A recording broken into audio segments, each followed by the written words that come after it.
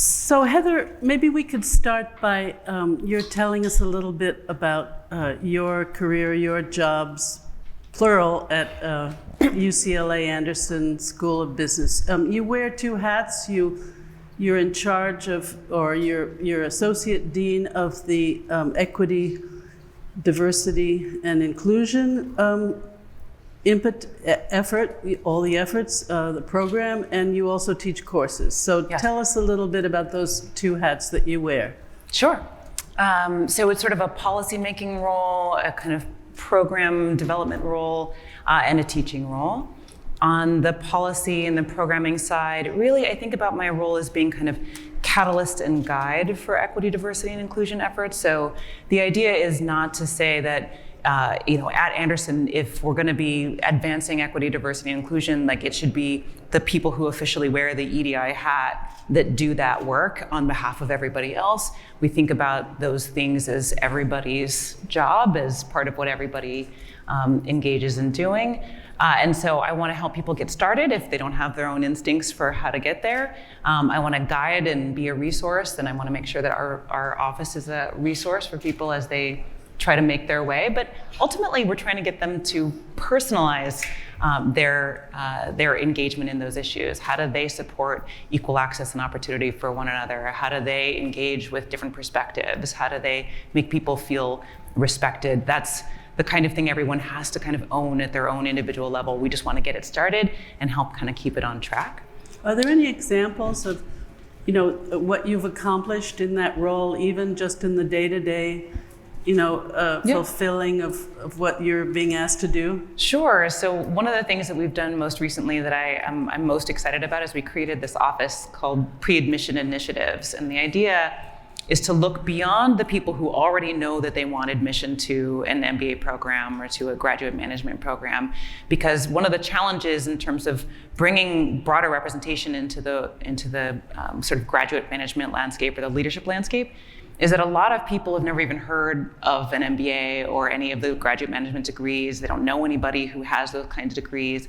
And those people are disproportionately from marginalized backgrounds. And so what we need to do is kind of create more awareness among people who are coming from groups that are typically excluded from that awareness and from that knowledge, create more awareness, more pathways in, more of a sense that it's financially feasible, that it will be socially supported. So we go out to HBCUs, we go out to HSIs, and try to talk to people about an experience of graduate school that they may never have heard of before, and try to help make sure that they have mentorship and support for what might be a 3-5 year process of eventually getting to apply for admission to graduate school. So it's kind of like you're recruiting people of different races and different persuasions and different backgrounds to come to business school. It's kind of like a recruiting effort. Yeah, although one of the things we're very deliberate about is saying it's not necessarily going to be right for everybody, but we want you to have the choice. We want you to be able to see that among your options for what to do with your life. Because a lot of people are obviously not even thinking about college, and if they're thinking about college, they're not thinking about what could be beyond college in terms of grad school and higher level leadership positions. And we just think it should be part of the picture of a young person's horizon. So your father was Nigerian, your mother is Vietnamese. You grew up in California. How does your background figure in your career and your initiatives, and how you view the whole space of equity, diversity, and inclusion? Yeah. It's hard to think of it not being relevant to all of the things that I do when you grow up with parents who grew up as far apart from each other on the world as it is possible to get. It gave me a really interesting foundation for my life, my experience with diversity, because from day one, not to use the pun, from day one, it meant that I was exposed to difference and its challenges and its benefits. It meant that I could see right from the start that it was potentially a normal, ordinary aspect of life, that you would just live amongst people who had different perspectives than you did. I could see that it was hard. I could see that it could be lovable, that it was worthwhile, that it was doable. So I would say, I think it gave me a confidence that you could bridge these differences, that I don't do this work with like a fundamental uncertainty about like, are we gonna be able to do this? Can you get people to unite across religious differences or differences of politics or religion or sexuality or any of these other sorts of things? I've seen all of that happen in my home, in the family that I've built since growing up in that home. So I think that's it. It gives me a lot of optimism. Yeah. Just a small question. Most people, I think, or many people refer to DEI, but you refer to EDI, and this is sometimes a little confusing.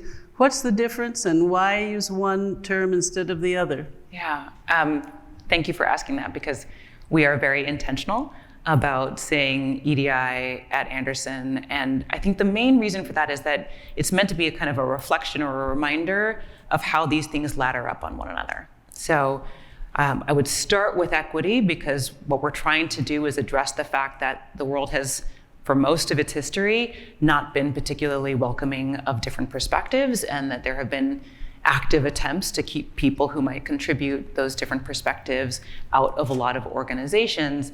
And so in order to get diversity, we have to acknowledge that there are going to be kind of inequities in people's paths into our school, right? So that they don't all have the same, as what I was talking about with pre-admission initiatives, they don't all have the same exposure to information about what's available at the school. They don't have the same information about how one prepares oneself to succeed in the school. And so when we set the equity goal, we're acknowledging that just to get people who could contribute diversity into our space, we need to account for the fact that some may need more or less support in order to actually have an equal chance at getting admission, getting a job, getting a promotion within our organization, getting mentorship or other forms of support. We want to make sure that whatever inequities people have been exposed to on the way in, they are supported in kind of equalizing those, so that inside of our organization, people actually have equal access. Once we do that, we can start to tackle this question of actually getting diversity out into our experience, because you don't get it by default. It's not like just bringing in people who have different points of view guarantees that they will share those different points of view once they get there, because we all know how to cover, how to conceal, how to just, play the game the way that everybody else is playing the game if we don't feel safe or comfortable or motivated to, be more open. So we think of the diversity goal as a compatible but a separate focus on actually getting people to expose one another to the different points of view that they have, to the different beliefs and values and worldviews, trying to get people to engage authentically. And then let's say we get to a world where we're succeeding with the equity goal and people are getting in, they're finding a place in the organization, and we get the diversity goal in place and people are sharing those different perspectives.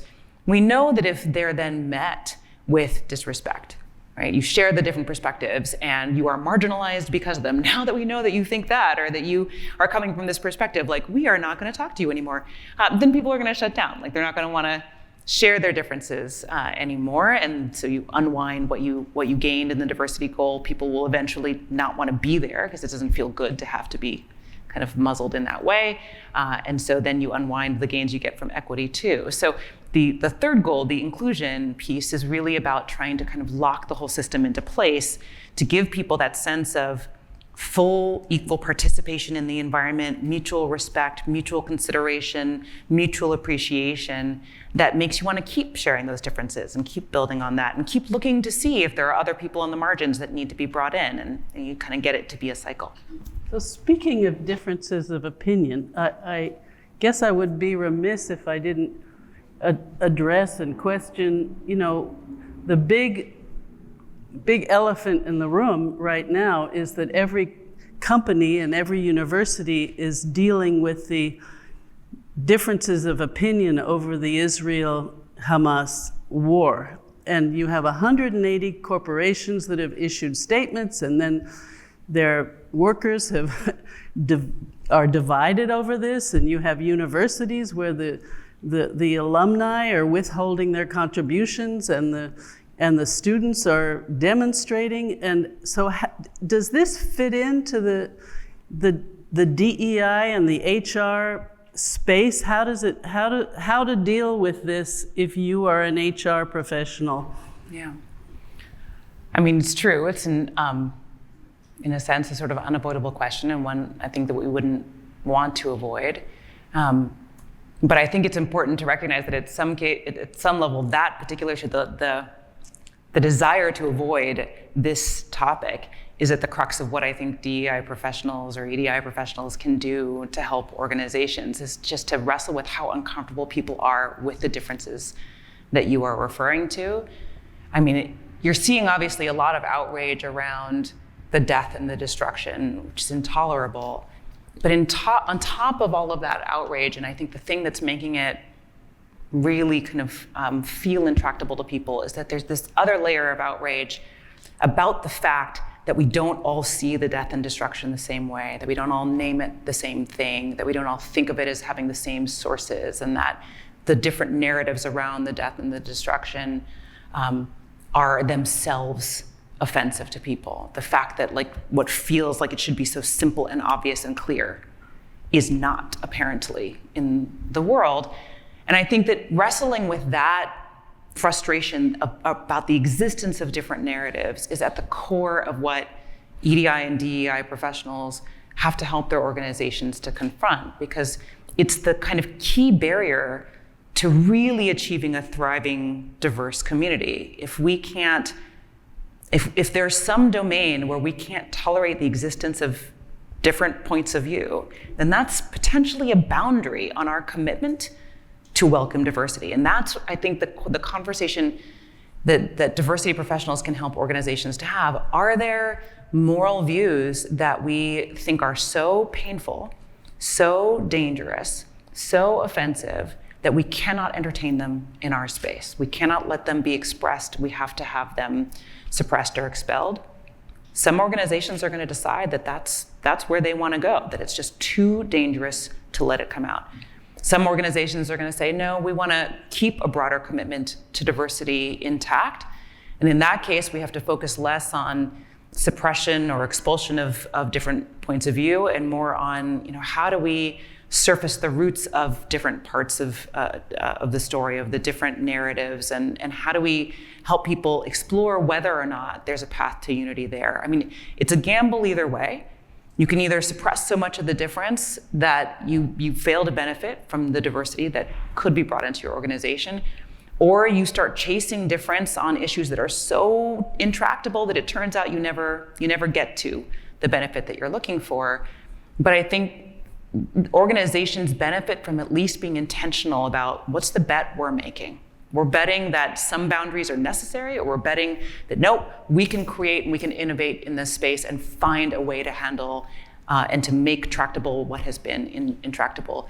And one of the beautiful things about especially sort of American contexts is that at least in intention, we want to be a place where we benefit from different organizations making different bets. Some will try it this way, some will try it that way, some will try it a whole bunch of third, fourth, fifth, nth ways.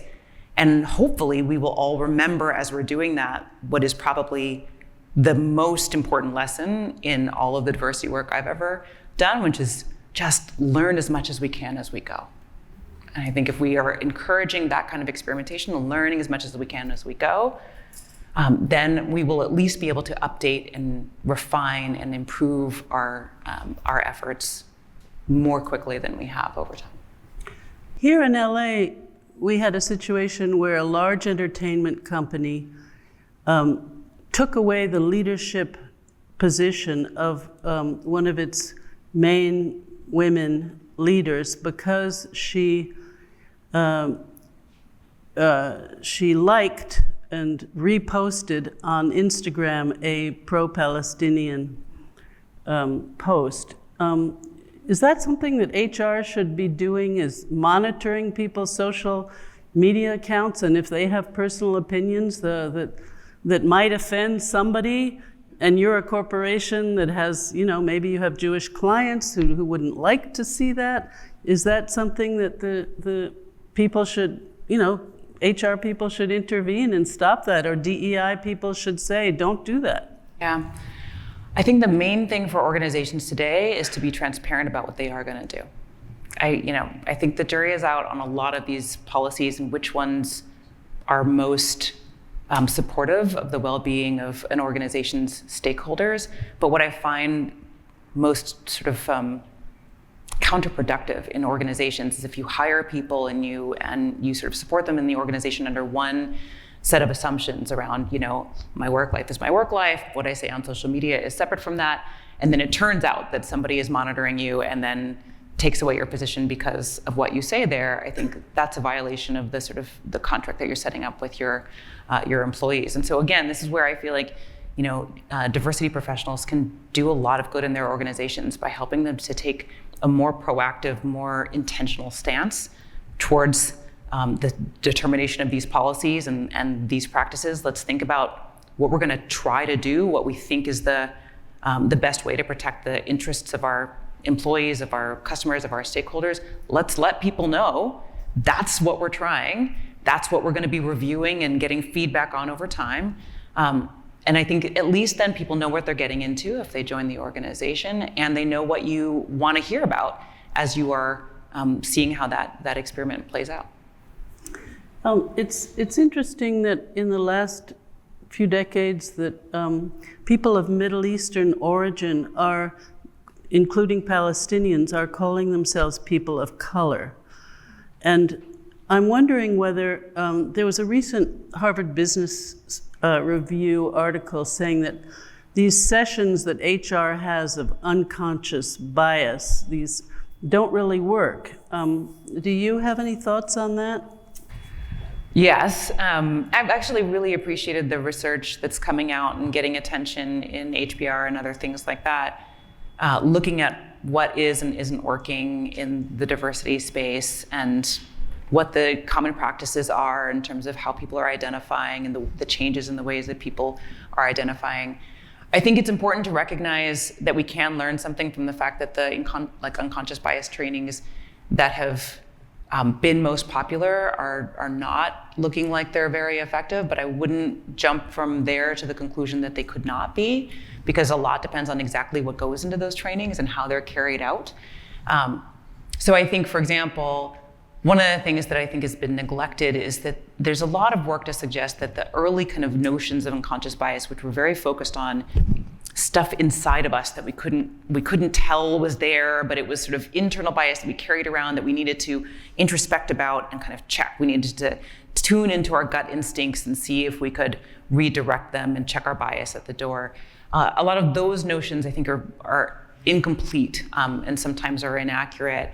That, like Keith Payne at UNC Chapel Hill has done a lot of really great research looking at how unconscious bias can be thought of maybe most usefully as a product of what we're exposed to in our environment. If we're seeing biases in the associations of different groups with different practices or different experiences, then that can kind of become the unconscious bias that we show. So if we see lots of movies, television shows, or narratives that associate STEM careers and fields with men more than women, then that's likely to show up in our unconscious bias, making those same kinds of associations, which suggests that if we want to host unconscious bias trainings, maybe more so than asking people to introspect and kind of check their bias internally, encourage people to look out and say, well, what are the environments you're putting yourself in, or the environments that you're creating for the people in your organization, and what are the stereotypes that might be being repeated and reified there? What are the sort of voices that are being heard? What are the ones that are being suppressed or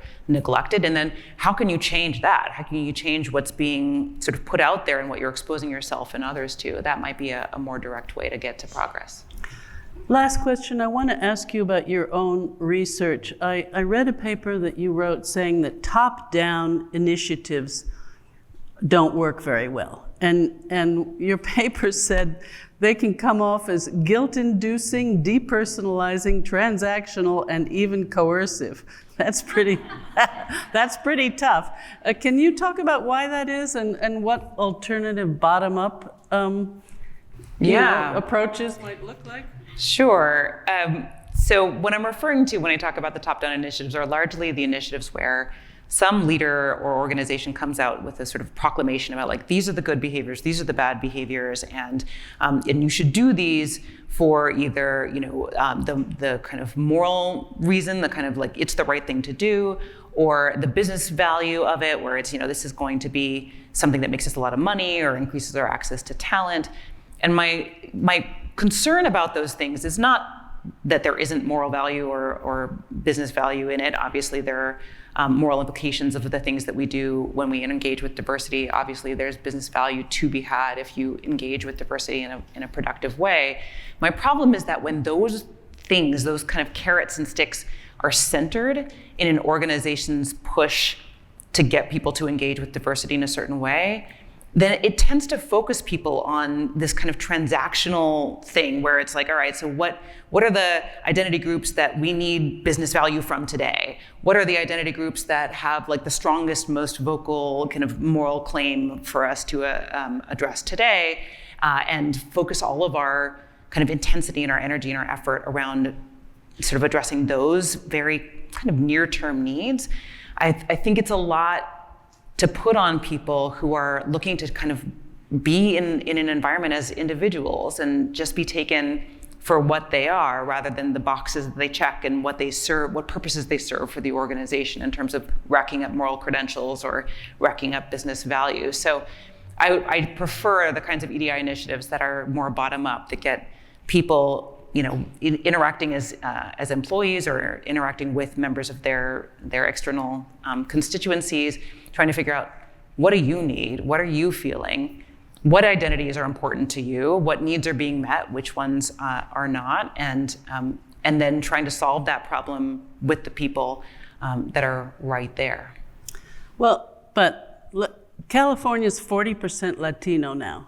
And what if you have this company that has only 10% Latinos in any positions of authority? And the top-down solution, the CEO says, we're going to go from having 10% Latinos to having 40% Latinos. That's a bad thing? I'd say it's not as good as we can do. In part because I want to move people away from the presumption that we know what Latinos will bring into the organization. I think that kind of oversimplification is part of the problem. I mean, it's for a lot of time, I think people thought that, well, it's anything at all that we can do to get diversity into the organization is worth it. I think at least in some places we can do better than that. I don't want anybody who identifies as Latino in that example to come in and be like, well, they are sort of looking to get a certain kind of perspective in, and so that's why they brought me in. You deserve to be hired for what you want to bring into an organization, not what some advocate elsewhere thought you were going to bring in. So really trying to figure out, like, why is it that we're not seeing more Latinos in the organization? Like, is there something that's systematically excluding them from the process? Is there some information that's not getting out, some support that's not being offered? And then put the information out there, put the support in place, and let people come when they want to come. But I think giving people more room to pick and choose where they want to be and how they want to show up and how they'll be regarded when they get there, that's what I would want to see. Thank you, Heather. This has been super interesting. Appreciate it.